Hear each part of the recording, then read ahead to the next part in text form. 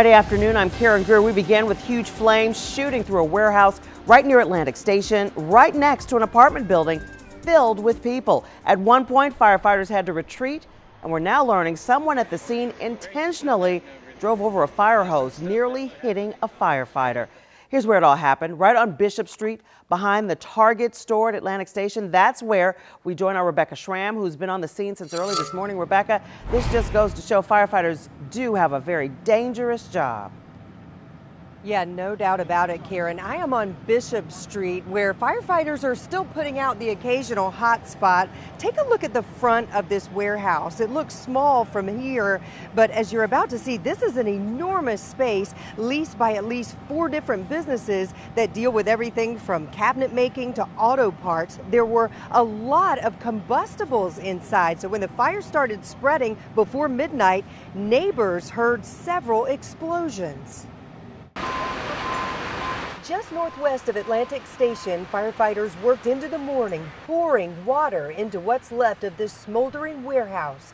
From Chopper 46, you can see just how close it is to an apartment building called Radius West Midtown. It was just wow. This is Ryan Stokes' view now, but look what he saw last night.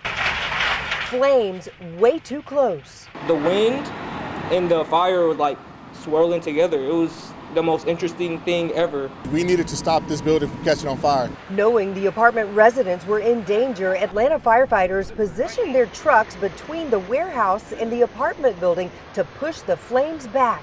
Meanwhile, Stokes couldn't get back into the apartment. The balcony door was stuck. You could feel the heat. Yeah, I could feel the heat. He eventually got back in.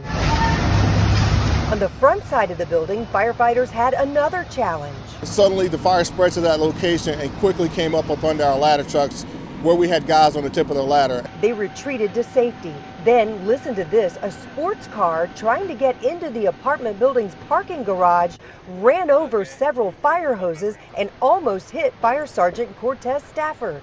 It was a very dangerous situation. As a matter of fact, one of the hose lines broke, which means we had to shut down the operation, replace that section of hose, and then get back to work, which caused precious seconds in protecting the actual building he was going into. And they never did find that driver. The other residents of the apartment building are so thankful to the firefighters. They know because of them, nobody was hurt. It could be a while before investigators figure out what caused this fire.